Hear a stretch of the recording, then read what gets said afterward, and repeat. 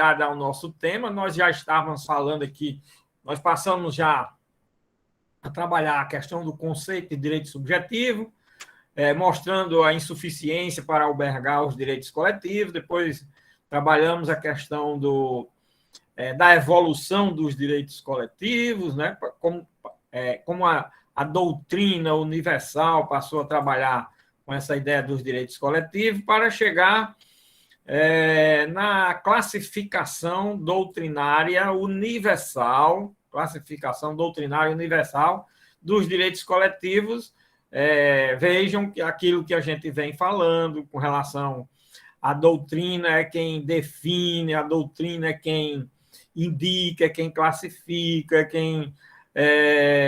sempre as coisas são trabalhadas, minha gente, trabalhadas no sentido de que a doutrina é quem indica os caminhos que depois o intérprete, o aplicador e principalmente a jurisprudência sempre andou a reboque da doutrina. A doutrina precisa doutrinar para que haja uma boa jurisprudência. Tanto é, minha gente, que se nós tivermos uma boa doutrina, nós vamos ter uma boa jurisprudência. Se a doutrina tiver o mínimo de divergência, de conflito de posições, nós vamos ter também uma diminuição de posições no campo jurisprudencial. Se a doutrina não doutrina, nós ficamos como nós estamos hoje. A atividade jurisdicional, a jurisprudência, está como a biruta de aeroporto, né? Depende de qual lado o vento está dando, certo? Por quê? Porque hoje a doutrina está muito pobre, você não tem mais uma boa doutrina, muita divergência na doutrina, e aí isso reflete na jurisprudência. A jurisprudência está muito instável, está muito insegura, muda toda semana. E o que é isso? É falta de uma doutrina, e de uma boa doutrina, e de uma estabilidade na doutrina, por incrível que pareça. Aí você veja o seguinte, nós temos aí o conceito e a classificação de direitos coletivos, lato sensu, universalmente, já desde a década de 60, a classificação é essa no mundo inteiro. No Brasil, é que eu mostrei, eu já falei, é que é diferente a classificação. No Brasil, a classificação é 3 espécies de direito e a classificação é legal. Vocês vejam. Aí, por isso que até hoje se tem dificuldade, principalmente de entender o direito individual homogêneo. O direito individual homogêneo, olha, vocês não queiram saber quanto se sofreu para se encontrar um caminho de definição, entendimento, e ainda hoje é muito difícil ainda se trabalhar com o direito individual homogêneo. E olha que já se trabalha com ele sabendo que ele é exatamente, rigorosamente idêntico ao chamado direito de ações de classe do sistema americano. E aí nós temos um indicativo lá nesse sentido. Quando a Ada Pellegrini fez uma grande pesquisa nesse campo, e quando ela fez essa pesquisa e indicou isso, certo? Isso ajudou muito a se entender, compreender o direito individual homogêneo. Mas os autores têm uma dificuldade, têm uma história de dizer direito individual homogêneo. Na realidade, é um direito individual, considerado como coletivo na forma de defesa, mas a sua natureza não é coletiva, e fica aquela coisa coletiva só quanto à forma de se defender, e fica aquela coisa ainda muito cheia de dúvidas, de divergência de posições, etc. Essas coisas são importantes, minha gente, porque a doutrina é que é o grande norte, porque a doutrina ela tem a base técnica científica que faz com que haja uma indicação no rumo da jurisprudência. A jurisprudência vai se calcar na doutrina. Ela vai ter como base a doutrina, por incrível que pareça. No Brasil, atualmente, isso não está ocorrendo. Ninguém doutrina. Hoje, a informação é aquela informação pobre, aquela informação de zap, informação de Twitter, essa informação, minha gente, isso é uma coisa pueril, é uma coisa elementar, uma coisa pobre, de um trabalhozinho de pesquisa no Google. Não, tem que se estudar os clássicos, livros, grandes obras, grandes autores, se posicionar de forma a se consolidar um entendimento de uma coisa. Essa doutrina de resumo, de esquema, isso não é doutrina, isso é um guia de estudo, igual esse que eu distribuo aí. E você acha que eu vou dizer na minha vida que isso daí é alguma coisa que tem base de conhecimento para ninguém? Aquelas porcarias de livro, de esquema, de resumão, esquemão, não sei o que lá. Isso é um roteiro de estudo, isso não é estudo. Só um exemplo que eu vou dar a vocês. Quando eu estudei na universidade, eu tinha um professor, um grande professor, um dos melhores professores que eu tive na minha vida. Ele foi professor de teoria da obrigação. Vocês terem ideia, vocês vejam como são as coisas. Teoria das obrigações. Aí ele dizia o seguinte: olha, meus filhos, vocês têm que estudar obrigações, no mínimo, por Orozimbo Nonato. Vocês já ouviram falar em Orozimbo Nonato? Vocês não pagaram obrigações? Por favor, quem ouviu falar em Orozimbo Nonato, ou o professor que falou, botou para vocês estudarem, verificarem, Orozimbo Nonato. Orozimbo Nonato foi um ministro do Supremo Tribunal Federal na década de 30. E é uma espécie do pai da teoria das obrigações no Brasil, e tem um livro clássico, Teoria das Obrigações. É o mais profundo conhecedor de teoria das obrigações. Agora, é um clássico. Lógico que você pode dizer assim: professor, eu li o livro de Orozimbo e li o livro de fulano de tal. O livro de fulano de tal tem muito mais informações do que o de Orozimbo. Pode até ter. Mas a base, e mostrar como era a base das coisas, é no de Orozimbo, certo? E o outro já copiou de Orozimbo, se copiou, e às vezes não fala na base com as raízes e o volume de informação que tem classicamente sobre aquele assunto. Aí a gente dizia: mas professor, Orozimbo Nonato é muito difícil, e Orozimbo é uma matéria difícil. A teoria das obrigações, para mim, é uma espécie da mola mestre da mola mestre do direito. É uma espécie de coluna do direito. Para mim, o direito tem como toda base a teoria das obrigações, né? É muito importante a teoria das obrigações no direito. Aí ele dizia: mas tem que estudar. Mas onde era que tinha Orozimbo Nonato? Onde era que se comprava um livro de Orozimbo Nonato? Tinha comprado. Aí vocês vejam. Aí tinha na biblioteca, eu me recordo ainda, tinha 6 volumes. Aí uma turma de 50 alunos, aí tinha um ou outro que tinha os pais ou parentes que tinham uma biblioteca boa, antiga, e tinha Orozimbo, tinha. Aí vamos ver mais uns 10. Então, sobrava 6 para, sei lá, uns 40 alunos do curso. Para ficar, quando terminou a aula, eu corri para a biblioteca para pegar o livro, mas tinha que devolver logo em tantos dias, porque tinha uma fila grande de gente atrás de Orozimbo Nonato. Tinha que estudar Orozimbo Nonato, estudar para a prova Orozimbo Nonato. O clássico, a base, o autor mais difícil, a gente tinha que estudar.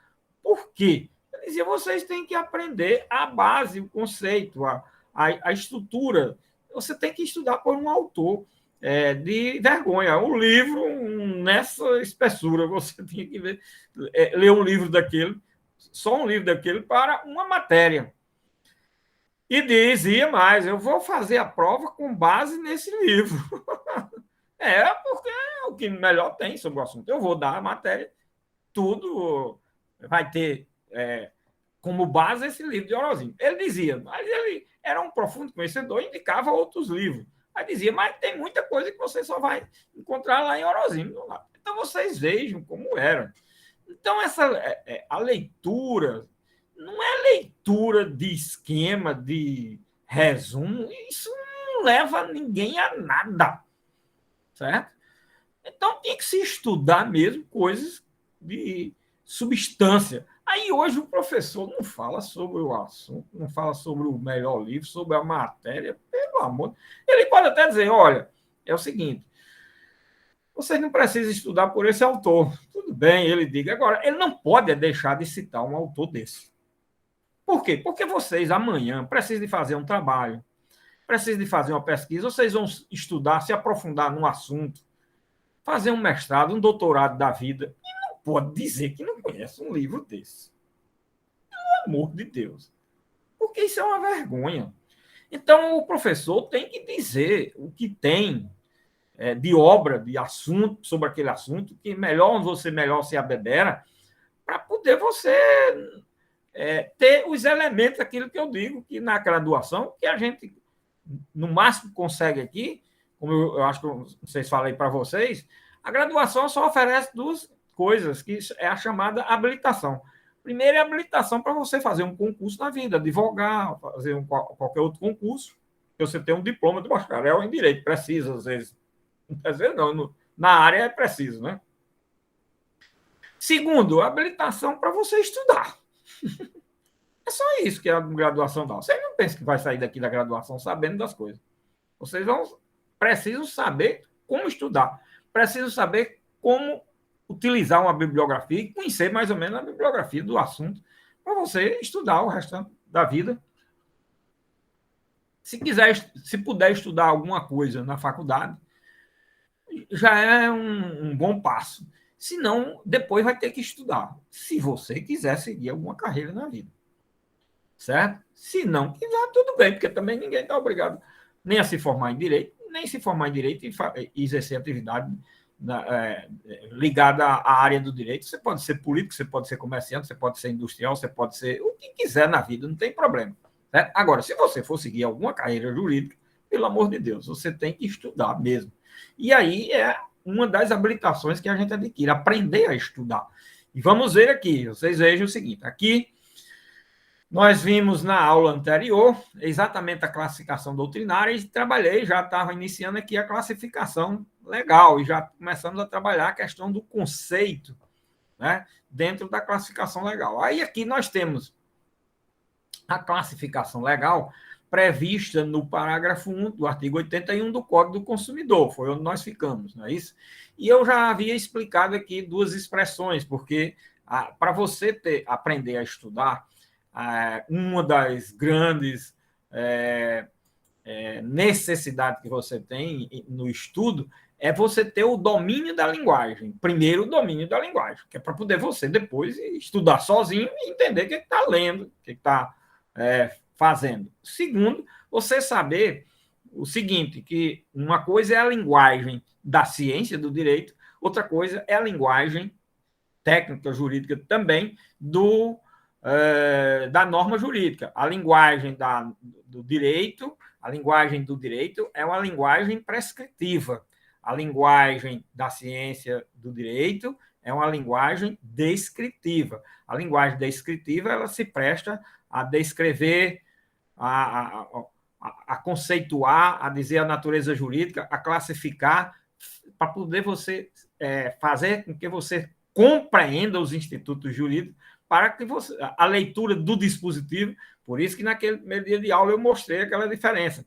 São dois mundos de linguagens diferentes, segundo Paulo Barra de Carvalho.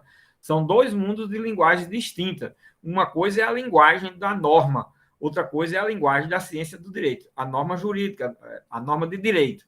Né? Outra coisa é a linguagem da ciência do direito. A linguagem da ciência do direito é para explicar. Aí aqui nós estamos fazendo o papel, vamos fazer esse papel aqui. No parágrafo único do artigo 81.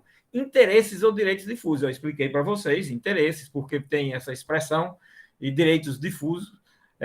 Expliquei, assim entendidos para efeito deste código, porque nós não estamos diante de um código de processos coletivos, estamos diante do Código do Consumidor. Aí é por isso que o legislador diz, para efeito deste código, porque o Código do Consumidor, aí nós estamos trabalhando com o título 3 do Código do Consumidor. O Código do Consumidor tem mais ou menos uma estrutura dividida em 3 títulos. O primeiro título diz respeito ao direito material do consumidor.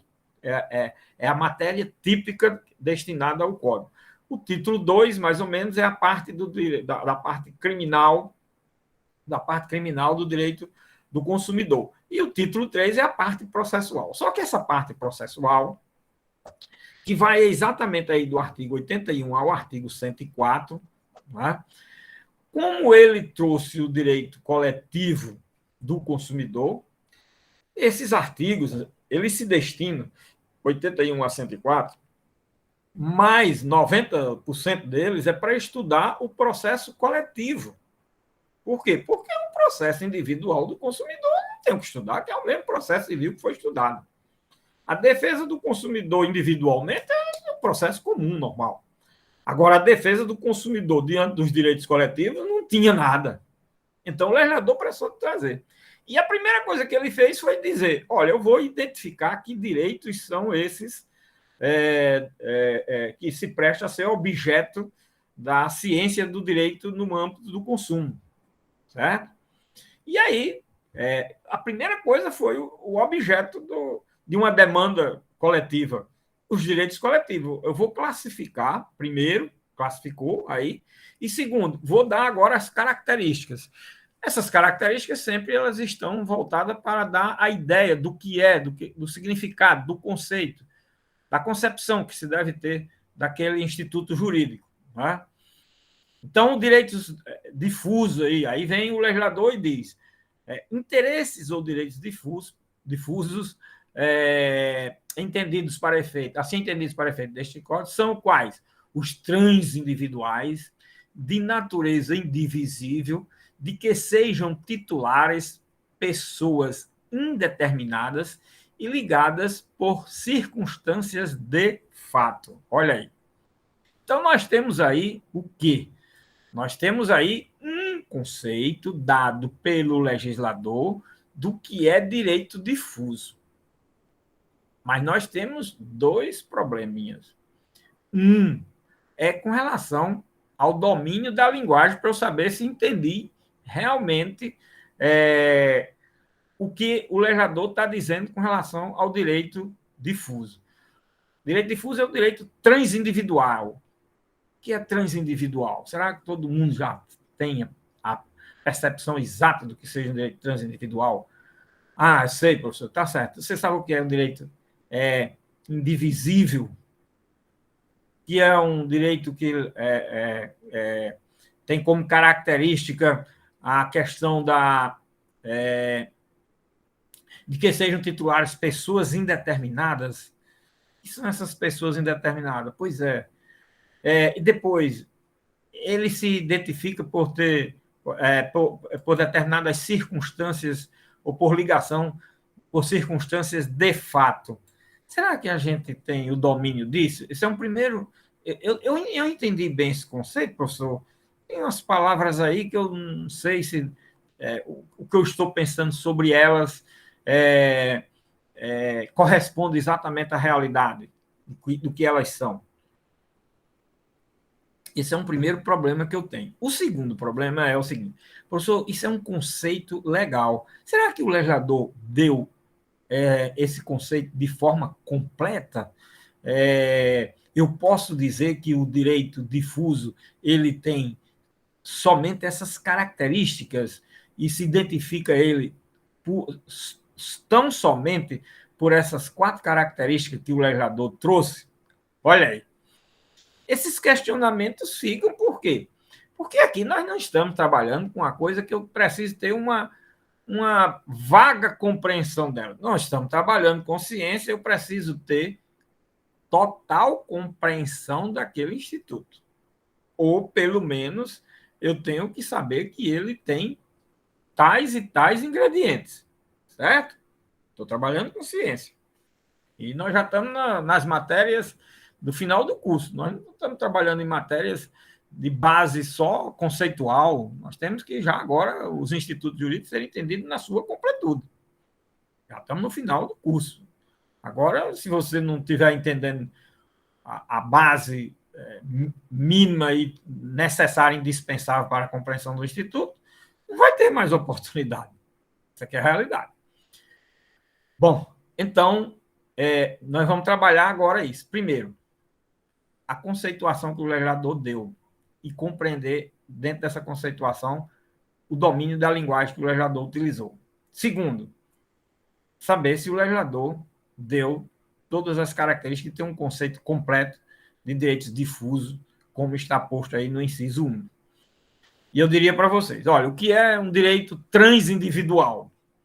Um direito transindividual é aquele que vai além, que não se caracteriza, não se evidencia como um direito único de uma pessoa, de um único sujeito. Não é um direito subjetivo. Transindividual.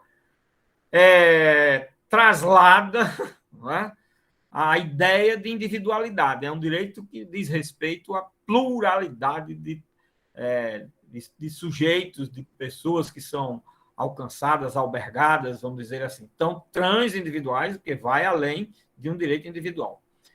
É indivisível. Indivisível porque esse direito não é divisível, eu não tenho como dividi-lo com relação a A, B, C, D. Você tem uma parcela, A tem uma parcela X, B tem uma parcela Y, C tem uma parcela Z. Não tem como dividir. Ele é único. Eu dou um exemplo. O ar que respiramos. Como é que eu divido? Existe essa divisibilidade do ar? A água que bebemos, existe essa divisibilidade da água que bebemos? E assim vai. Em muitas coisas em matéria de consumo também não existe essa divisibilidade. Agora, nós temos aí o quê? Duas características que o direito, a lei está dando, difuso aí, de direito difuso, né? Tem mais outra característica, de que sejam titulares pessoas indeterminadas. Que sejam titulares pessoas indeterminadas. O que significa isso? É que é um direito destinado a toda a coletividade.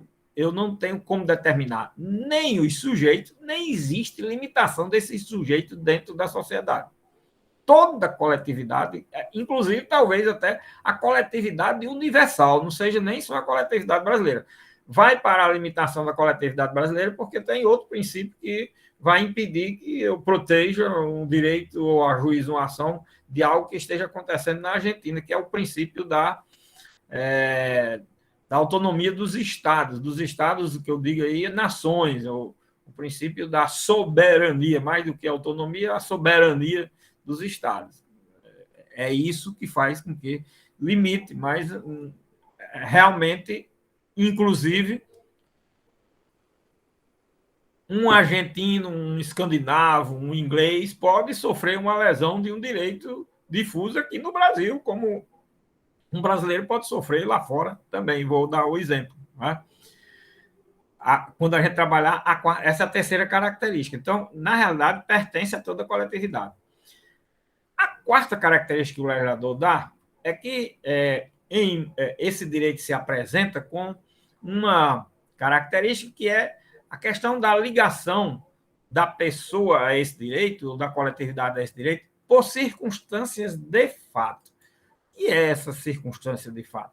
Essa circunstância de fato é quando alguém reside no lugar, quando alguém frequenta o lugar, quando alguém vem a consumir algo em matéria de consumidor, de direito do consumidor, de produto de consumo, quando alguém visita, quando alguém usa e assim por diante. O que é isso, professor? Significa o quê? Bom, vamos admitir que tem um direito difuso lesionado. Qual é um direito difuso lesionado? Vamos dizer, a poluição da lagoa de Arituba, a poluição do rio Potengi, a poluição do ar na cidade tal, na região tal, a poluição da água do rio tal ou qual. Tudo isso é um bem que pertence a toda a coletividade e que está lesionado. Mas quer dizer que o direito é difuso, mas alguém pode ser lesionado individualmente, exatamente, pode ser lesionado individualmente. Levado por quê? Por circunstância de fato. Que circunstância de fato é essa? Eu moro naquela região, eu frequento aquela região, eu uso aquele bem, eu tomei um banho na Lagoa de Arituba, eu resido ou visito frequentemente um lugar tal que tem uma poluição de água insuportável, impossível de se conviver. Isso é exatamente o que se diz a circunstância de fato. Então, você veja como é interessante essa circunstância de fato. A Lagoa de Arituba, inclusive, eu coloco de exemplo, porque a Lagoa de Arituba é visitada muito por muitos turistas internacionais. Aí chega lá uma pessoa que vem sei lá, do Paraguai, do Uruguai, vem lá da Nicarágua, vem da Inglaterra, da Suíça, aí vai tomar um banho na Lagoa de Arituba. A Lagoa de Arituba não está lá. Está lá com um pouco de poluição, que para os brasileiros não tem problema, porque eles têm uma proteção muito grande no, no corpo, mas uma pessoa daquela branca demais, a pele muito fina, altamente refinada, para levar, quando leva 5 minutos de sol, queima mais do que um nordestino levando 5 anos de sol. Então, ele sai de lá já cheio de doença, com 1000 problemas estourando no corpo e vai. Olha que vai dar um problema sério, já vai para o hospital, já vai sair nos jornais que alguém foi intoxicado pela água da Lagoa de Arituba e não sei o que. Oh, meu Deus do céu, é uma confusão danada. Aí você veja, vem uma pessoa lá da, da Europa, de outro lugar do mundo, dos Estados Unidos, da Oceania, da Ásia, não sei de onde, e vem, usa casualmente a água, de circunstância fática, levou a sofrer uma lesão de um bem que pertence a todos e que está contaminado. Olha aí. Não se pode dizer quem são os titulares, porque qualquer um da coletividade pode sofrer a lesão. Segundo, essa lesão sofre por determinadas circunstâncias de fato. Alguém que mora lá na região, alguém que frequenta, alguém que usa e vai por aí afora. Então, nós temos 4 características aí que o legislador deu, achando essas 4 características muito importantes. É certo que a doutrina é muito. Uma boa parte da doutrina, talvez até a maioria, seguramente a maioria da doutrina, não é muito partidária dessa história de conceitos dados pelo legislador. A doutrina diz que conceitos devem ser dados pela doutrina e classificação dos institutos jurídicos pela doutrina. O legislador, para ser mais educativo, para ser mais compreensível, trabalha, às vezes, com conceito, com classificação. Aí é um caso típico. Ora, o legislador não ia deixar de fazer a classificação e dar um conceito de direitos coletivos numa matéria que ele estava tratando no Brasil pela primeira vez. Aí não, aqui tem que dar um conceito, uma característica, alguma coisa. Não ia deixar. Até porque nós não tínhamos estudado ainda. Olha aí. Lógico que um legislador francês, italiano, alemão, não vai botar um conceito de direito difuso, nem coletivo estrito sensu, nem nada. Por quê? Porque a doutrina de lá já doutrinou e sabe muito bem, e a gente aqui se abebera dos conhecimentos deles. Eu já falei que, doutrinariamente, no mundo inteiro, os direitos se subdividem em difusos e coletivos estrito sensu. Olha aí. O que é isso? Trabalho da doutrina universal. E no Brasil, no máximo, antes de ter o Código do Consumidor, antes de ter a Lei da Ação Civil Pública, podia-se dizer que no mundo já se sabia disso, mas o Brasil não sabia de nada, ainda não sabe hoje, quanto mais na época. Imagina. Não é assim. Podia, no máximo, dizer, olha, é assim, direito coletivo é assim, porque trabalhava com um conceito importado. A realidade é essa. Mas não se tinha conhecimento. Aí o legislador foi disso, eu vou dizer logo. Vou fazer minha classificação e dizer logo como é que se caracteriza o direito. Só que aí nós vimos o quê? 4 características do direito difuso. Mas o direito difuso, ele tem outras características. Olha, ele tem o quê? O direito difuso. Ele tem uma potencialidade de causar dano futuro. O exemplo que eu mencionei da Lagoa e a circunstância, de fato, é um desdobramento a isso. A potencialidade de causar dano. Você tem um local com água poluída, com ar poluído, a potencialidade de causar dano às pessoas é muito grande. Olha aí, certo? E essa potencialidade de causar dano leva a uma outra consequência, que é o quê? Um outro alto grau de conflituosidade ou de litigiosidade. Por quê? Porque, em razão da violação aos direitos, há, consequentemente, muita possibilidade de conflito de interesses e, acima de tudo, de litigiosidade em razão desses conflitos.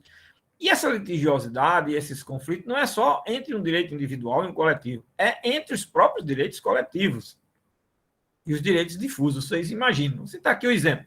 Citar como exemplo, vamos admitir aqui a questão da via costeira em Natal, uma coisa que nossa conhecida. Eu gosto de citar exemplo assim, que é as coisas da gente, né? Ou local, ou regional, ou nacional. Que a gente cite os exemplos práticos da vida para poder a gente entender melhor. O negócio de ficar criando situações hipotéticas, não, a gente tem os problemas do nosso cotidiano, da nossa vida, que é perfeitamente possível se citar os exemplos. Então, a via costeira, se você falar com algum especialista daqueles mais aprofundados no assunto, em matéria de meio ambiente, eles vão dizer que não querem a via costeira, não querem construção de hotéis lá, não querem nada. Bom, basta ver aí a discussão que está havendo com relação ao plano diretor de Natal. Atualmente, se vocês querem saber disso, vão na Câmara Municipal na hora de um debate que só falta pegar fogo, né? E antes de chegar na Câmara, isso já vem rolando aí, no mínimo, há um ano de debates intensos. Que é isso? Debates entre interesses e direitos difusos, coletivos, afinal de contas. Quais? Meio ambiente, interesses ou direitos sociais, interesses ou direitos econômicos, interesses ou direitos políticos, e todos importantes, cada um com um ponto de vista que você chega e diz, você escuta um e diz, rapaz, esse tem razão demais. Aí vai escutar o outro, esse que tem razão. Aí vai escutar o outro, nossa, como é interessante realmente. Aí vai escutar, aí você tem 4 posições assim, e agora? Aí você, porque o Estado, o político diz, precisamos incentivar, desenvolver a cidade. O político quer mostrar a obra, quer mostrar isso, quer mostrar aquilo, questão política. Aí vem o empresário e diz, a economia no Estado precisa ser desenvolvida, nossa atividade econômica principal é o turismo, a via costeira é um local que nós podemos dar uma infraestrutura muito boa ao turista e tal. Aí vem o trabalhador e diz, olha, e realmente tem o problema do interesse do emprego, nós precisamos de emprego, e aí vem o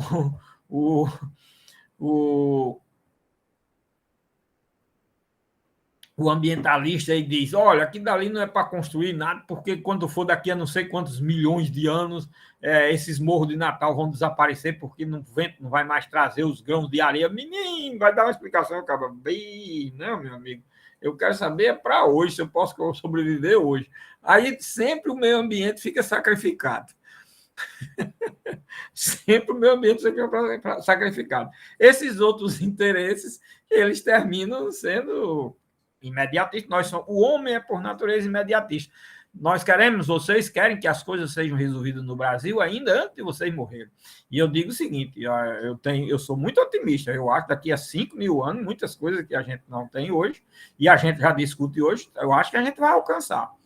Porque eu sou muito grato a quem fez alguma coisa 2.000, 5.000, 50.000, 1 milhão, 1 trilhão de anos atrás, para poder eu estar aqui hoje na condição que a gente está. Por incrível que pareça. Embora acho muito pouco, porque eles não fizeram mais, era para ter feito mais. Agora, imagine se eu não fizer nada, ninguém fizer nada nessa geração, como é que daqui a 100, 200, 300, 500, 1.000, 2.000, 5.000, 10.000, 20.000, 30.000, 50.000, 1 milhão de anos, como é que as coisas estão, se ficar tudo parado? Não dá. Então, olha, isso é complicado, viu, minha gente? Isso não é fácil, mas isso é discussão dos direitos coletivos, não é? Como é interessante, aí, os direitos coletivos, eles são bem atuais, e, aliás, quanto mais o tempo passa, mais atuais eles vão ficando, não é? Você tem aí até a questão da população mundial. Uns são defensores de que deve parar de nascer gente. Nós já temos aí 7 bilhões e tanto, quase 8 bilhões, daqui mais um ano ou dois, sei lá, poucos anos, a gente tem 8 bilhões de pessoas para dar a comer esse povo todinho. Eles vão ocupando espaço e tendo que ficar espaço para fazer o que comer, é complicado, né? Olha aí como o jogo de conflito é pesado. Mas nós temos aí, com relação à potencialidade do dano, nós temos a quinta característica. Com relação à alta conflituosidade ou litigiosidade, nós temos a sexta característica, tá certo? E aí nós temos ainda o que mais? Nós temos mais características, né? Nós temos a característica da não quantificação, né? Impossibilidade de aferição do valor do bem do direito difuso. Quanto é que vale a água? Quanto é que vale o ar que respiramos? Vale a nossa vida. E quanto é isso?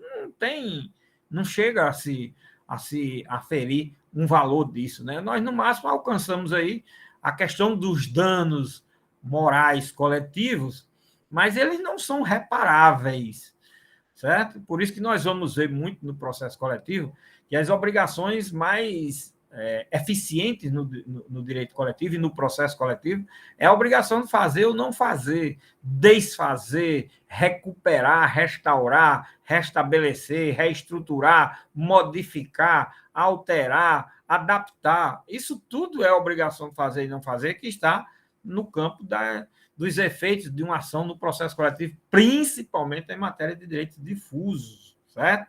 Veja como é interessante. A característica desse direito leva a isso. Quando a gente for estudar os efeitos da sentença, vamos ver isso daí bem direitinho também, certo? Então, nós temos aí já 6 características, né?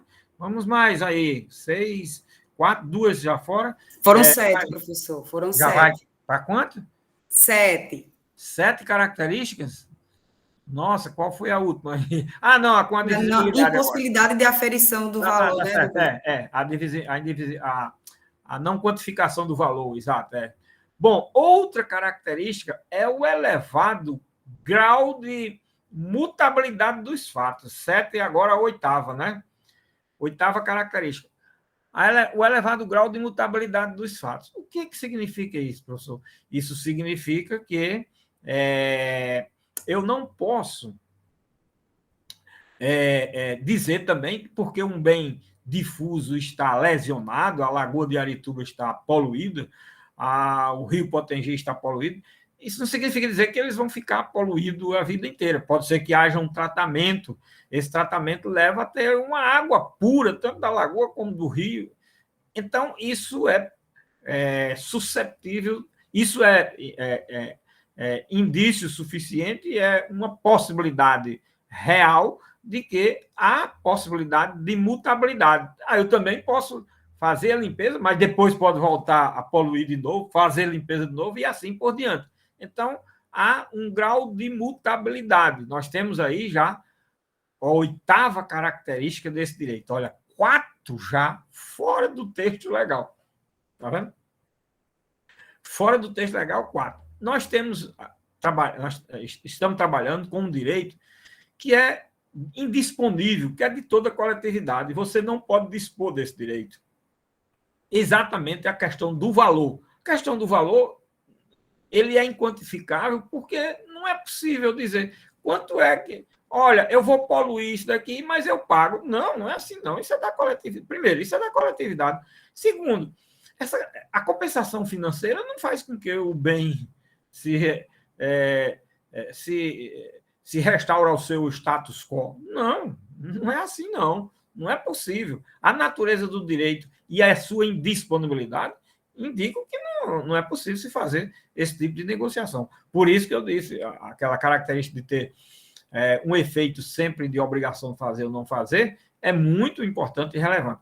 Então, nós temos aí, com relação à mutabilidade e a indisponibilidade do direito, nós temos a 9ª característica, não é isso? 9ª característica. Outra característica, a 10ª característica, é a questão dos efeitos da sentença num processo desse. Os efeitos da sentença são efeitos erga omnes, destinados a todos. Todos quem? Todos os membros da coletividade. Está vendo? Por quê? Porque é um direito que alcança e que reflete perante toda a coletividade, por determinadas circunstâncias de fato.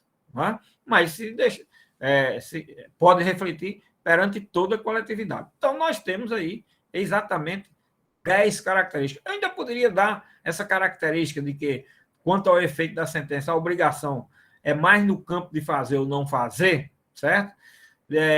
Diferentemente do processo individual, que é raro no processo individual ser os efeitos da sentença numa obrigação de fazer e não fazer. Enquanto isso, no processo coletivo, os efeitos da sentença é sempre no campo da obrigação de fazer e não fazer. É uma característica que pode ser trabalhada para essa espécie de direito. Mas, no mínimo, 10 características a gente tem aí do inciso 1. Agora, o detalhe. Nós já estamos trabalhando com a questão da prova, viu, minha gente? E essa classificação doutrinária e a classificação legal, ela vai ser objeto da primeira parte da prova. A primeira parte da prova, olha, vocês precisam nem perguntar, nem se preocupar com prova. Quem quiser já fazer a prova hoje à noite, iniciar a fazer, pode ir fazendo. O que eu estou falando aqui já é da prova. E é o seguinte, diga quais são a classificação doutrinária e a classificação legal dos direitos coletivos. Aí você tem que fazer a classificação doutrinária, explicar por quê, e a classificação legal, explicar por quê, como eu já expliquei aqui desde a aula passada. Segundo, agora você indica as características do direito difuso, do direito coletivo estrito sensu, individual homogêneo. Aí não me venha com 4 características que está na lei e que vocês encontraram. Leram lá os livros que foram de direito coletivo e só tem essas 4 características, 5 que está na lei. Certo? Eu quero as 10 do direito difuso, eu quero as que a gente for ver do direito coletivo e as que a gente for ver do direito individual homogêneo. Mas não é só botar as características. As características são A, B, C, D. Não. É definir cada uma das características, dizendo o que significa a transindividualidade, o que significa a indivisibilidade, o que significa a sua circunstância de fato, e vai por aí afora. A potencialidade de dano, a mutabilidade, aliás, do direito, da lesão ao direito, da não quantificação dos valores e por aí fora. Vai dizendo cada coisa. É isso que eu quero na prova. Tá certo? Professor, eu vou fazer a prova por, sei lá, por Ada Pellegrini de novo. Pode fazer. Mas eu penso que a Ada Pellegrini de novo não vai dar todas essas características, não. Onde é que o senhor tirou essas características? Olha, eu reuni na minha vida de professor mais de 50 livros para poder eu chegar a essas 10 características. Também não são minhas, não. Não sou... essa autenticidade não é minha, não. Eu não tenho essa capacidade, não. Foi estudando. E eu reuni mais de 50 livros de autores nacionais e estrangeiros. Onde é que você vai buscar, por exemplo, a característica de determinada característica que não vê ainda nos outros direitos, quanto à acessibilidade da justiça, quanto à questão que é de outro direito, mas eu vou falar aqui várias características. Fui buscar em acesso à justiça de Capelletti, que é um autor estrangeiro. Um outro característica X ou Y, fui buscar em outro autor estrangeiro, outra obra estrangeira. É assim. Vocês não vão estudar esses 40, 50 livros, eu tenho certeza absoluta, para fazer a prova. Se vocês estudarem, tudo bem. Não tem problema, não. Certo? Agora, as características estão aqui na aula. Vocês acessam a aula em 1 minuto. Depois, só é fazer do jeito que está na aula em 5 ou 10 minutos. Olha como fica fácil. Pois eu dou e dizendo assim, sabe por quê? Professor, essa avaliação sua tem algum... Isso tem algum valor, pelo amor de Deus? Para mim, é a forma que tem maior valor, como critério de metodologia de ensino em direito. Porque isso daí é meu. A metodologia é minha. Porque, por exemplo, a metodologia de ensino e de prova que eu vejo e que eu vi no período que eu fui aluno e que eu vejo ainda continuar fazendo até hoje, aquilo não é metodologia para direito. Você chegar a fazer uma prova em 2 horas dentro de uma sala de aula, não poder utilizar o código tal, a lei tal, não sei o que lá. Um cara de professor fazia desse jeito, né? Não sei se hoje ainda tem desse jeito. Eu não sei porque nada em direito você faz sem utilizar o texto da lei.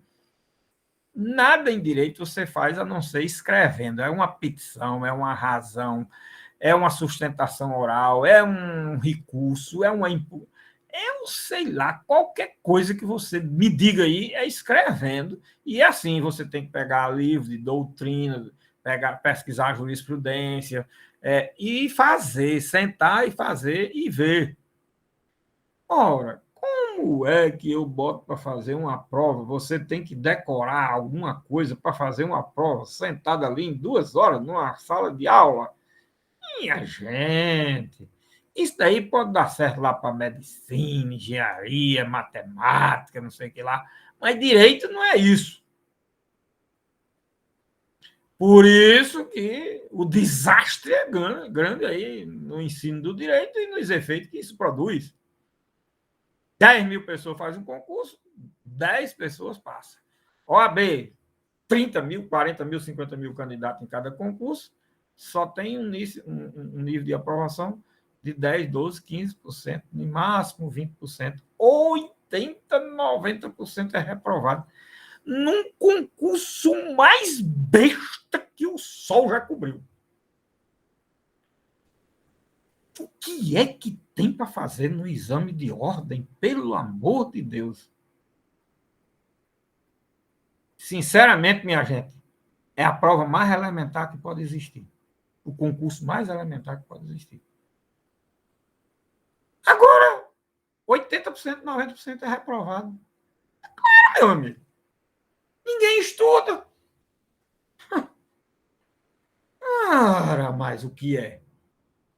Você está pensando que se chegar e dar um conceito de direitos difusos do jeito que está no texto da lei, mesmo copiando, vai responder a questão?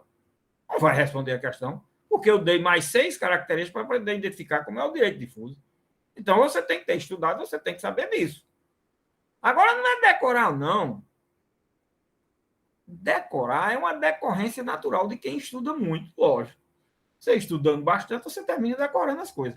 É compreender, conhecer, saber. Isso é o que é a forma de se ter alguma possibilidade de algum conhecimento na área do direito. É assim. Ciência de conhecimento, não é ciência de inteligência. Eu não vou resolver problemas, nem vou dar soluções matemáticas, nem de esquema disso, nem daquilo. Eu vou ter que conhecer, saber dar conceito, fazer classificação, isso, aquilo, outro. Eu só faço isso se eu me debruçar nos estudos. Se alguém estiver pensando até hoje que direito você vai alcançar algum conhecimento de direito por motivos de inteligência, está redondamente enganado. Agora, a inteligência ajuda. O inteligente não está isento não é para ser excluído de ser um grande conhecedor de direito. Claro que não. Mas não precisa ser inteligente. Basta que você seja alguém que se debruce sobre a matéria e conheça. Então, na hora que eu digo que você venha fazer a prova pela aula que eu dei, eu estou dizendo que se você fizer, se você assistir uma aula, se alguém assistiu, depois você vem fazer a prova, escreve sobre aquilo, do jeito que está na aula, você vai ter aí já uma grande possibilidade de você ficar entendendo a matéria, compreendendo e tendo uma noção melhor. Certo? Ah, mas eu posso mandar outro fazer? Bom, meu amigo, eu não estou aqui para dizer como as pessoas devem se comportar e se você não quer exercitar alguma coisa para saber, não. Eu não estou sendo professor de estudante de 5 anos, de 7 anos, não estou Não estou ensinando ao básico, não. O professor está ensinando ao básico do direito, mas é num nível universitário. O que me importa é que ninguém manda fazer seu trabalho e não queira fazer. Ele não vai ser nunca nada na vida. Eu estou preocupado com isso. Ele está fazendo direito, quer alguma coisa na vida, então vai ter que se virar, meu amigo. Sinto muito dizer isso, mas não tem outra forma. A forma é você se abraçar ao que você quer. Se quiser, por isso que eu digo, se quiser. Quem é obrigado a fazer o que não gosta, o que não quer. Eu acho também que uma pessoa que estuda direito, por exemplo, e diz que não gosta de lei, imagine. Ave Maria, eu digo logo, homem, pelo amor de Deus, escolha outra coisa na vida, não venha atrapalhar alguém que pode ser... Tem tanta gente aí que talvez quisesse fazer um curso de direito e gosta de lei e queria fazer o curso só porque gostava. A pessoa que vem fazer o curso de direito só dizendo que gosta de ler já tem aí 99% de possibilidade de ser um grande profissional. Porque precisa de ler, e muito. E ler livros, obras, coisas de conteúdo. Não é ler trabalhozinho de 10, 15 páginas, 20, 30 e achar que já sabe também, não. Ali apenas ajuda. Ajudar é uma coisa, saber é outra. Só os livros que levam ao conhecimento e uma compreensão da coisa de forma mais abrangente, não é? Muito bem, minha gente. Então, nós temos aí, olha, o conceito de direito difuso que eu pergunto agora a você, qualquer um de vocês aí. A visão que você tem sobre o conceito de direito difuso agora não é um pouquinho diferente da ideia de direito difuso que você tinha, mesmo com o texto da lei, não? Quando você olha agora para dizer o que é um direito difuso, você não vai olhar só lendo o texto da lei, você vai ter que olhar lendo que tem outras características. Olha, esse direito, engraçado, você mesmo vai descobrir. Engraçado, professor. O direito tem essas características, mas é um direito tão complicado porque gera tanto conflito com o outro. Exato. Engraçado, professor, esse direito ele não é divisível e ele é quantificável economicamente. Você fica catando assim, dizendo, se você se aprofundar, você mesmo vai procurar, questionando sobre se é suficiente esse conceito. Agora, os autores, com determinada comodidade, uma coisa, não vou dizer que eles não sabem, mas bota nos livros, no máximo aquilo que está na lei. Aí é uma acomodação exagerada. E, na realidade, não está passando muita informação. Ou diz, olha, as características principais são essas, que o legislador já trouxe. Mas será que isso é suficiente? Eu não acho, não. E vou mostrar na jurisprudência, quando a gente fizer a classificação de todos os três, eu vou começar a mostrar na jurisprudência, a gente vai trabalhar isso, e vai mostrar os equívocos que se tem no campo da jurisprudência, exatamente porque a interpretação não foi dada com o conhecimento necessário que se deve ter do tema. Aí vem aquela história, só existe uma interpretação? Não sei se só existe uma interpretação. Eu só sei o seguinte, existe uma melhor interpretação. A melhor interpretação é aquela que eu faço diante do máximo de informação que eu sei sobre a norma, sobre os fatos, sobre a situação posta. Quanto mais informação eu tenho, melhor vai sair minha interpretação sobre o caso. Partindo de um outro dado muito importante, o que eu chamo o mínimo ético. O que é o mínimo ético? O mínimo ético é você, aí o que os autores todos dizem, que você, para fazer a interpretação, você tem que estar desprovido dos grilos do ser humano, do intérprete, do silogismo, do subjetivismo e, principalmente, dos preconceitos. Se eu digo, olha, esse negócio de político, para mim, todo é ladrão. Como é que você vai julgar uma causa em que está envolvido um político? Eu não estou dizendo que... Aí você pega uma causa de alguém que é político. Não estou dizendo, eu digo logo, todo político é bandido. Pronto. Aí você pega uma causa sem saber nada do que aconteceu, mas já vai começando a ter. Aí você já está com um preconceito. você já está com um juízo firmado, você já tem um subjetivismo sobre a coisa, um solipsismo, trata a coisa de forma solipsista. Que você está sendo intérprete? Não, você está sendo apenas um declarador de sua posição, do que você acha que você deve. E você está sendo o quê? Julgador? Não, você está sendo o próprio legislador, você está sendo o julgador, você está sendo o Deus. Aí não existe. Isso não existe. O mínimo ético é você ter a independência, garantia, isenção e ser o máximo possível fiel a formas técnicas, científicas, para você levar alguma conclusão. O que a gente ouve falar muito, e os próprios juristas e juízes justificam muito o seguinte: não, você vê o seguinte, a interpretação da lei é uma coisa, a coisa na teoria é uma coisa, agora quando é na prática é muito diferente.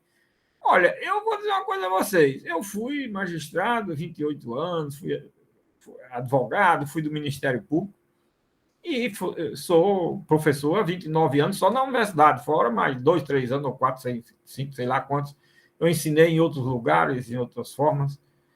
Eu toda a vida trabalhei muito a questão da chamada teoria com a prática e trazia a prática para a teoria, porque eu vejo uma grande identificação. Tanto é que, por exemplo, Louis Streck, ele diz, eu queria saber onde é que se faz a diferença entre o fato e o direito. Ele diz que nem existe diferença entre fato e direito. O fato e o direito, eles se subsumem. Por quê? Porque você tem que interpretar exatamente levando em consideração as duas coisas, só pesando as duas coisas de forma a emprestar o máximo possível de conhecimento a respeito das duas situações. Então, são essas coisas assim, minha gente, que a gente vê a desgraça do direito hoje, a crítica que se faz, soberba, aí, posições de Supremo, disso, daquilo, aquilo outro, são essas coisas todas. E nós vamos dizer, o Supremo erra. Meu Deus, o Supremo acerta, o Supremo erra. Supremo erra, Supremo acerta. STJ erra, STJ acerta. Onde erra, minha gente, ou é má fé, ou é falta de conhecimento, de compreensão completa do Instituto. Um ministro do STJ? Não é possível, professor. Um ministro do Supremo? Ai, minha Nossa Senhora. Nessa parte de direito coletivo, esses dois tribunais são os dois mais ignorantes nessa matéria. Pessoas já com mais de 40 anos de formado, pessoas que nunca ouviram falar em processo coletivo, em direitos coletivos, não estudaram isso na faculdade, não tem. O novo hoje também com 20 anos, se não estudou, também é a mesma coisa, ignorante tanto quanto.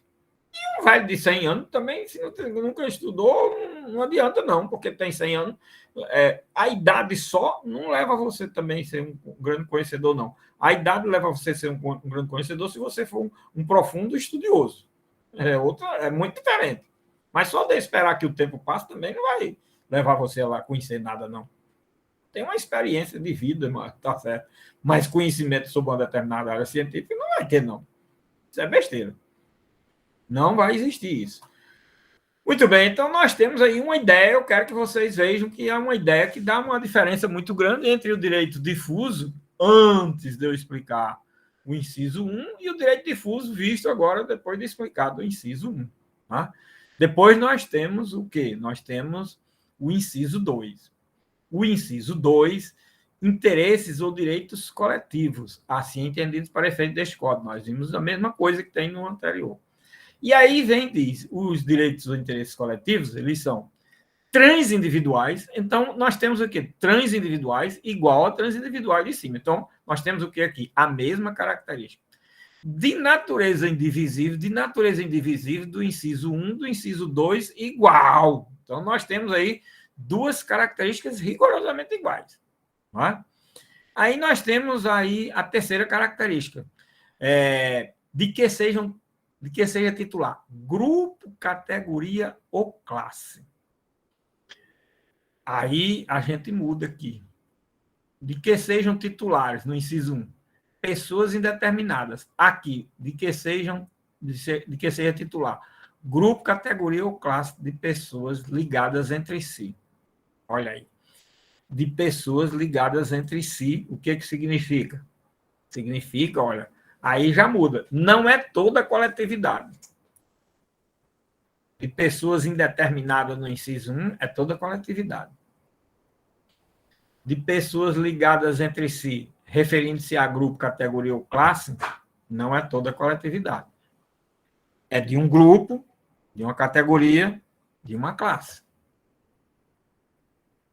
Ligados entre si, porque alguém ou se filia a uma associação, ou a um sindicato, ou a uma entidade de classe, vamos chamar assim de forma genérica, para poder estar ligado entre si naquele grupo, categoria ou classe.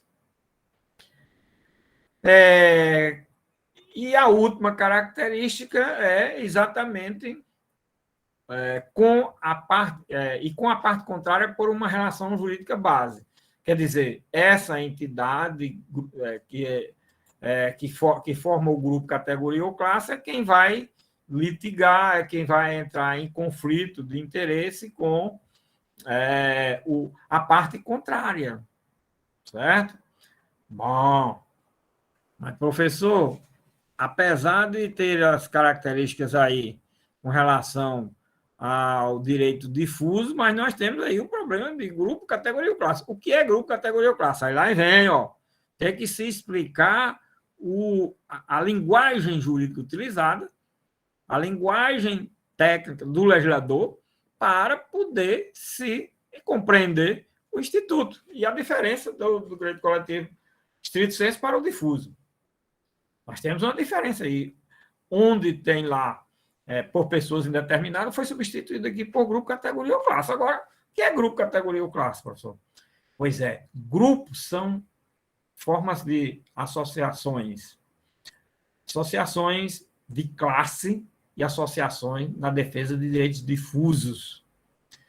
Categoria são pessoas que se formam em sindicatos, são aqueles sindicalizados. Classe são aquelas pessoas que pertencem a determinada classe dos advogados, dos médicos, dos engenheiros, dos odontólogos. São o quê? Os conselhos, as ordens. Essas categorias que são organizadas de forma regulamentada por lei, que se organizam em ordens ou conselhos. Certo? Nossa, contabilidade, são farmácia, são dezenas, centenas de conselhos e ordens que existem, porque nós temos centenas de profissionais liberais com atividades regulamentadas. E esses profissionais liberais que têm atividades regulamentadas, eles são organizados em conselhos ou ordens. Bom, vamos explicar cada um para poder, olha, quando a gente fizer a leitura do inciso 2, fazer a leitura com a compreensão do inciso na sua completude, para não ficar na decoreba. Direito coletivo estrito sensu é aquele, para efeito deste código, transindividuais, indivisível, que pertencem a um grupo, categoria ou classe, ligados entre si, ou com a parte contrária. Não, eu estou dizendo aqui de forma decorada, porque eu já vi isso milhões de vezes. É claro que eu termino um dia decorando, mas meu papel e meu objetivo, desde que comecei a estudar o texto, não foi decorar, não. Decora porque é uma consequência da gente decorar. Entendeu? Compreender é que me leva a decorar. E não decorar sem, às vezes, nem compreender. Às vezes a gente decora e não compreende. Eu tinha um colega de faculdade que é um cara muito inteligente, muito capaz, inclusive chegou a altos cargos na República. Acho que ele hoje ainda Engraçado que ele chegou ao alto cargo, mas nunca quis exercer, não gostou de exercer o cargo. Ele prefere ficar sendo assessor de ministro do Supremo. Vocês vejam as coisas da vida como são. Embora ele tenha um cargo que se compara, se equipara a um de ministro do Supremo, imagina. Mas ele prefere ficar como assessor do ministro do Supremo. As coisas da vida, né? E ele, muito inteligente, ele copiava tudo que o professor dizia em sala de aula. Naquele tempo não se gravava aula, né? Mas ele copiava tudo. Aí ele copiava tudo e ele estudava de forma assim desbravadora e chegava no dia de aula, decorava aquele caderno todinho, o volume que ele tinha copiado de coisa. E às vezes eu chegava cedo na faculdade, porque eu ia de ônibus, aí o ônibus quando vinha cedo demais, eu pegava o ônibus e chegava na faculdade, a aula de 7 horas da manhã, eu chegava de 6h30, já estava lá. E às vezes no dia de prova eu chegava de 6h30, já estava lá. Aí ele estava lá e aquele silêncio na faculdade, não tinha ninguém, né? A universidade, ainda hoje, se você chegar lá de 6 horas, 6h30, você tem até medo, parece até que tem fantasma. Isso da manhã, imagina se for 6h30, 7h30 da noite, sem ter ninguém. É porque à noite sempre tem um movimento muito maior do que eu acho que é de dia, interessante. Mas de dia você chegar lá de 6h30 da manhã, nossa senhora, chega a dar um medo, dá um susto. Pois bem, aí eu chegava de 6h30, nesse tempo a universidade você só tinha um lugar de chegar ali no setor 1. É o nosso setor de aula ali, que era aquele lado que tem aquela escada grande que dá para o lado da pista, né? Não existia aquela descida para a reitoria, não existia aquela saída ali pelo setor de prática, pelo setor de... Não existia, não. Aquilo ali era tudo cercado de mata, de tudo, não tinha nada. Tinha uma veredinha que você saía para o departamento ali, para o chamado Azulão, Goiabão, não sei o que lá, que era o que chamava muito na época, né? Mas aí tinha umas veredinhas ali. E a entrada do campus era só uma, só era aquela daquela escada enorme, grande, que tem ali de frente para a pista. E eu subi aquelas escadas, quando eu subi as escadas que ia chegando ali perto da a sala dos professores, chamava a sala dos professores, aí eu via aquele zum, zum, zum, zum, zum, zum, zum, zum, aquele zum, zum, zum, zum. Fala, meu Deus do céu, o que tem aí? Eu saía andando devagar, aí eu notava que era uma pessoa. Eu digo, rapaz, já tem colega aqui uma hora dessa. Aí era ele, sentado num daqueles bancos ali, no corredor da faculdade, ele com aquele caderno na mão assim, fazia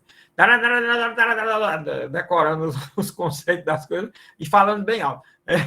Isso assim, introdução ao direito. Hermenêutica, não sei o que lá. Isso aqui é não sei o que lá. Aí eu olhava para baixo. Aí eu chegava bem caladinho assim na esquina daquelas do corredor e ficava um bom pedaço olhando aquela cena. O cara com um caderno e olhava para cima e ficava dando os conceitos, decorando as coisas. Aí, quando errava, olhava uma palavra que ele tinha copiado e não estava. Minha gente. Tá certo, ele era um cara muito inteligente, ele também entendia, mas ele queria fazer do jeito que o professor tinha dito, do jeito que ele tinha escrito, e não podia perder ali uma palavra. É bom, é um cara inteligente, fez concurso na vida, passou, eu acho que no primeiro que ele fez, concurso de nível nacional, tudo, mas eu não acho uma boa ideia para defender direito, não. Eu prefiro mais compreender. Eu nunca fui um bom aluno que eu não fiz isso, porque a metodologia, aí tem um detalhe, a metodologia levava a isso. É o detalhe. Ele fazia isso, ele tirava 10 nas provas, eu tirava. Quando eu tirava 7 e 8, parecia até que. Nossa senhora, isso tudinho, eu não estou sabendo disso tudo, não. Ele só tirava 10. Tudo dele era 10. Pois é, quando eu tirava um 6, eu ficava já desconfiado, eu achava exagerado. Puxa, eu já estou sabendo 60% dessa matéria. Que, aliás, na época não era nem nota. A nota, aliás, não era nem números, era letras. A, B, C, D. Era de 1 a 2. Eu gostava muito do C, ficava ali entre 6 e 7, estava bom demais, eu achava aquilo o máximo. Puxa, eu já sei disso, porque o que eu fazia, eu sabia o que eu estava fazendo. Eu não estava fazendo, eu não estava preocupado em decorar e tirar um 10 em prova, não. Estava preocupado em saber o que é que eu estava escrevendo lá. Isso é o que me interessava. A minha vida toda foi assim. E eu achava a metodologia de fazer prova a coisa mais aberrante. Eu dizia, um dia eu sou castigado. Se eu for professor, eu nunca faço uma prova desse jeito. No início que eu fui professor, eu ainda cheguei a fazer porque eu pensava que não tinha autonomia para fazer. Aí depois eu fui, não, o professor pode fazer a prova do jeito. Ah, então eu vou fazer do jeito que não é talvez o melhor. Não existe uma forma perfeita, mas tem. Eu entendo que para o direito você tem que escrever, você tem que pesquisar, você tem que olhar, você tem que se debruçar sobre os livros, sobre o texto da lei, sobre a doutrina, sobre a jurisprudência. Por isso que eu já estou falando que é para vocês já irem fazendo, pesquisando e verificando. É assim. Se vão fazer, bom, quem fizer, eu garanto que vai acertar em cheio. Quem não fizer, não vai acertar em cheio. Pronto. Certo? Bom, grupo. Grupo, minha gente, é quando se constitui uma entidade através de associação. Agora, as associações, existem duas espécies de associações. Existe a associação de classe e existe a associação de defesa de direitos difusos. O que é isso, professor? Associação de classe é uma associação formada na defesa dos direitos de seus filiados. Certo? Então, por exemplo, a associação dos professores. Quem se associa a o professor que se associa a esta associação vai ter os seus direitos referente aos direitos de professor defendidos através dessa associação. Certo? Então, ela se presta à defesa dos seus direitos, além da parte, se for uma associação que se preocupe também na parte de lazer, de outras vantagens, principalmente voltada ao lazer. Se for, também vai proteger você, a sua família e assim por diante. Agora, a associação na defesa de direitos difusos é exatamente aquela associação na defesa de direitos definidos no seu objeto. Definido o que é objeto, professor? Do estatuto, do contrato que firmou, etc. A associação na defesa de direitos de seus associados é preciso que ela tenha muitos filiados, tenha muita gente que vá se associar, se filiar, se inscrever. Por quê? Porque se não tiver, ela não vai sobreviver, não vai ter condições de estrutura econômica, financeira para sobreviver. Porque ela vai defender os seus direitos. E aí precisa ter gente para isso, para se associar e ter uma quantidade suficiente para poder ela subsistir com a capacidade que a quantidade de associado possa oportunizar o que ela vai poder fazer, se programar para fazer. A associação na defesa de direitos difusos, então essa primeira exige um quadro social, no mínimo, razoável, que seja suficiente para poder ela alcançar seus objetivos. A associação na defesa de direitos difusos, não, ela se forma. A outra se forma também com 3 ou 4 pessoas é suficiente. Agora, a outra, se não tiver quadro associativo, não vai subsistir. Mas a de direitos difusos se forma também com 3, 4 pessoas. Só que essas 3 ou 4 pessoas, certo? Que se formou, se não tiver quadro social ou associativo, não tem problema. Por quê? Porque ela não vai defender direitos de ninguém. De ninguém que eu digo de seus associados. Nem associado ela tem só uma composição da diretoria. E foi a forma o mínimo de pessoas que encontrou para formar essa associação. Ela vai defender o quê, professor? Ela vai defender direitos difusos. Direito difuso o quê? Defender o patrimônio histórico da cidade de Natal, o patrimônio histórico do Estado do Rio Grande do Norte, defender as árvores da Universidade Federal do Rio Grande do Norte, defender os gatos dos corredores da Universidade Federal do Rio Grande do Norte, sei lá, essas coisas aí. Né? Então, essa daí fica... Imagina, a Associação para a Defesa dos Gatos da Universidade Federal do Rio Grande do Norte, se vai ter condições... Olha aí, tá vendo? Se vai ter condições de... Eu vou me filiar, professor, eu me filio nessa associação aí. Não, se você não se filiar e não tiver, você vai afundar com um símbolo desse. Eu já vou divulgar que você vai ser a criadora da Associação dos Gatos da Universidade. Com um símbolo desse, você não vai, logicamente, perder um símbolo desse na vida. Pois bem, minha gente, essa associação, com 2, 3 pessoas formou, ela sobrevive. Vai a juízo, defende o direito dos gatos, defende as árvores da universidade, o patrimônio histórico, turístico, paisagístico do Rio Grande do Norte e assim por diante. Certo? Eu conheço associações e outra coisa, também não tenho a obrigação de ter o nome de associação, não. As associações de classe sempre têm o nome de associação. Essas daí pode se chamar comitê, associação, grupo de não sei do que lá. Por exemplo, o Greenpeace. O Greenpeace é uma associação de defesa de direitos difusos.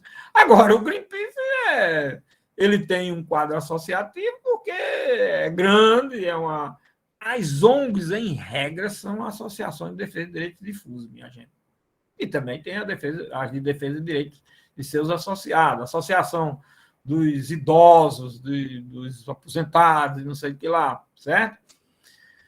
Então, essa é a forma que essa expressão, o grupo representa. O grupo significa associações na defesa dos direitos de seus associados e associações na defesa de direitos difusos. Isso é o que significa grupo.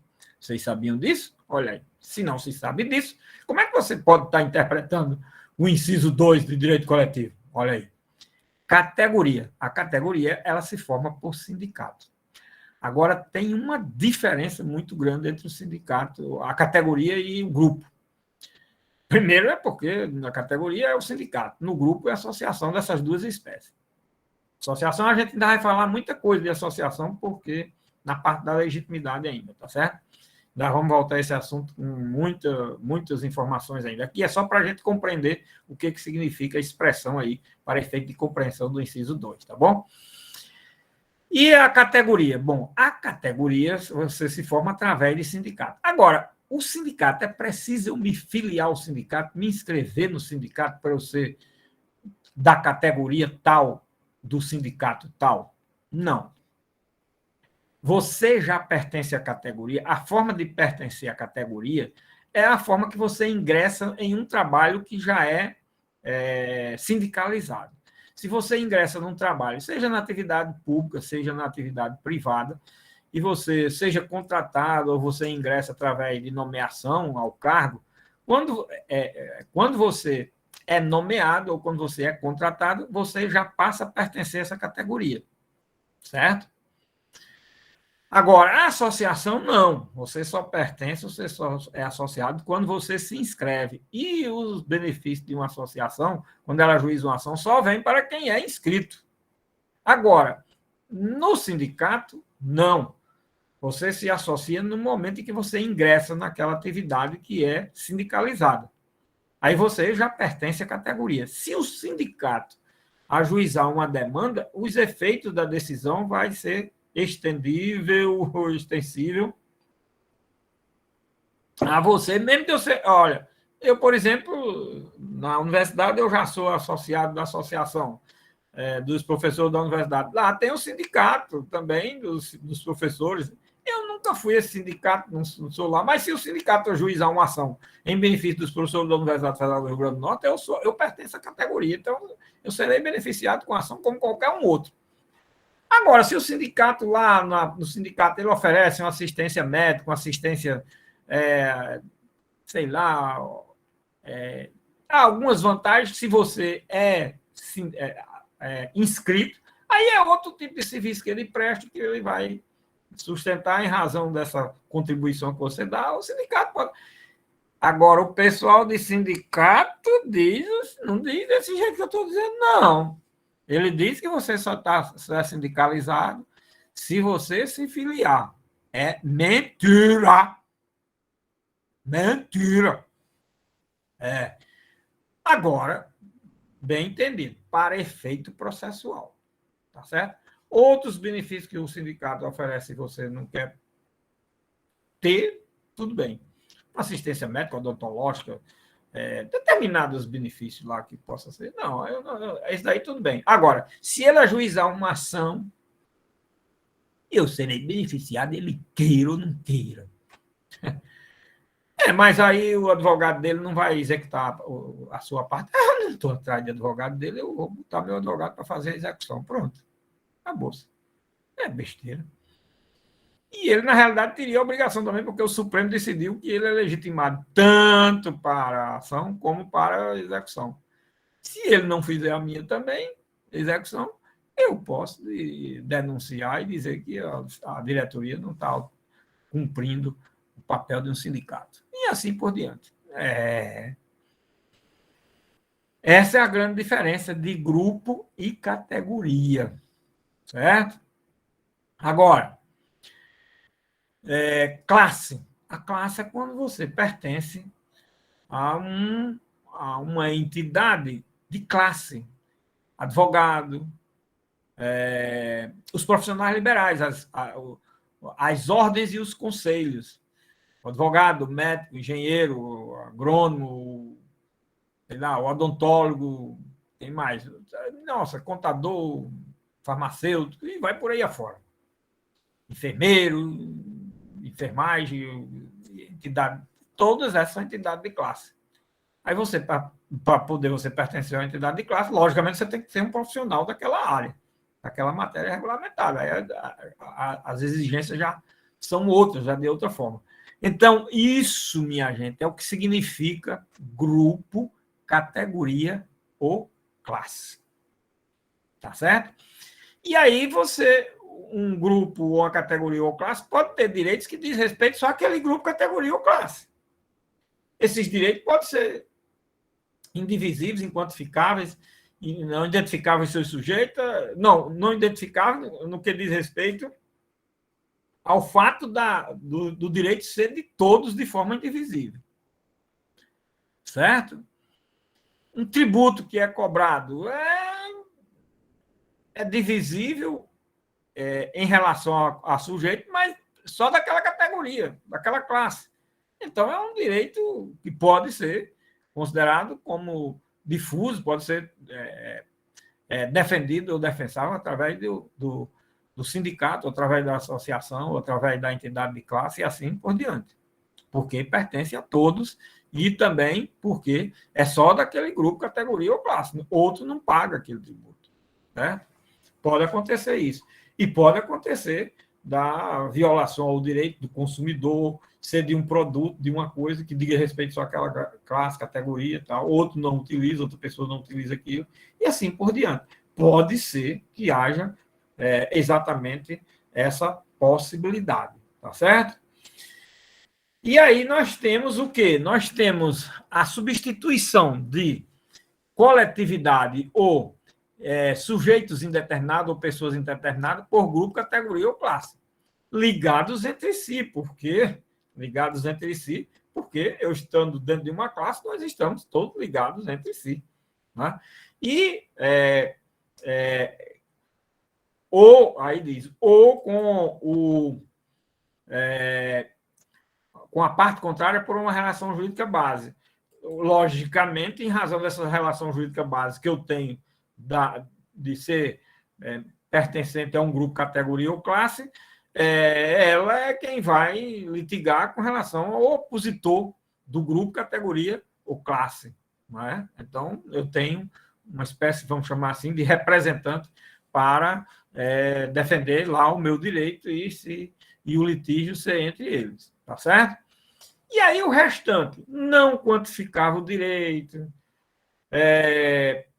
possibilidade de haver, nossa, como existe, inclusive todos esses grupos, categoria ou classe, eles são taxados no Brasil de privilégio, disso, daquilo, aquilo outro, dizer, então, isso já demonstra o conflito, a litigiosidade. Então, as outras características, todas, certo?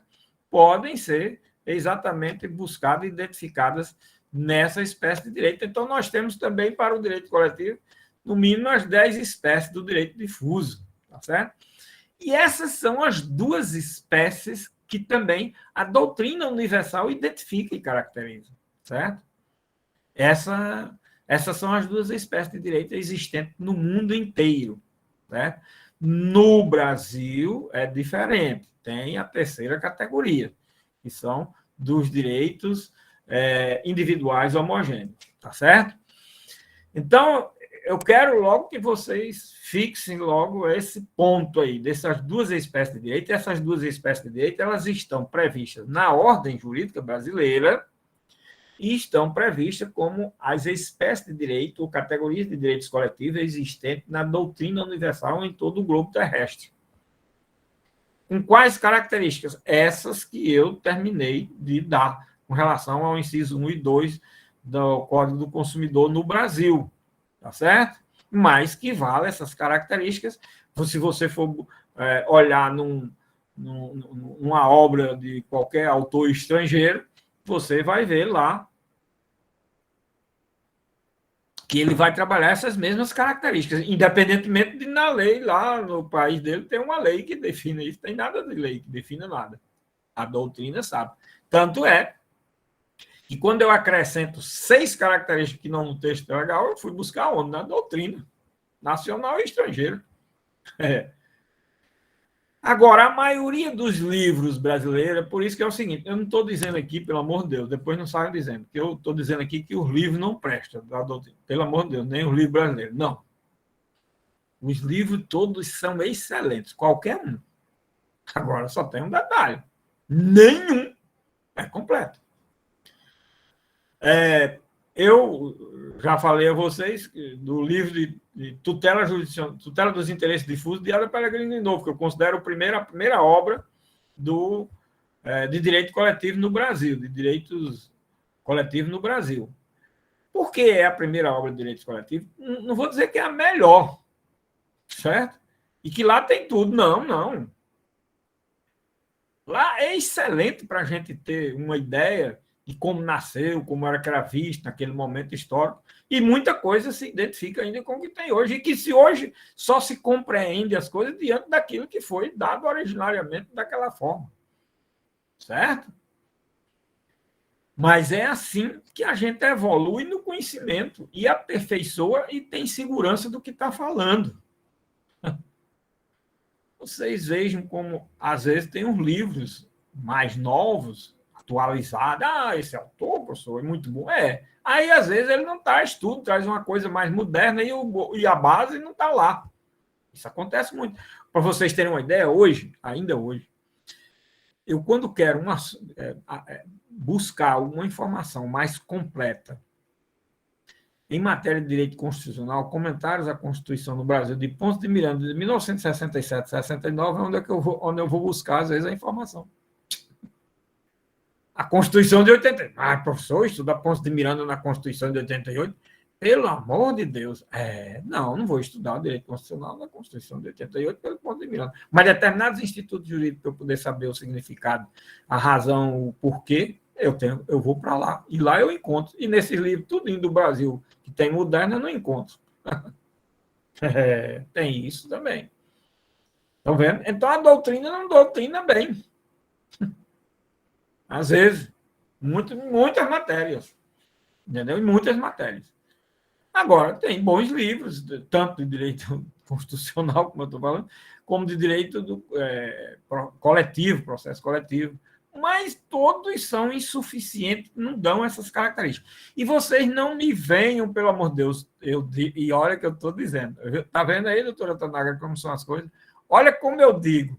E olha o que eu vou dizer na prova. Olha, teve tantas provas que só botou tais características. Não botou as características, botou o conceito.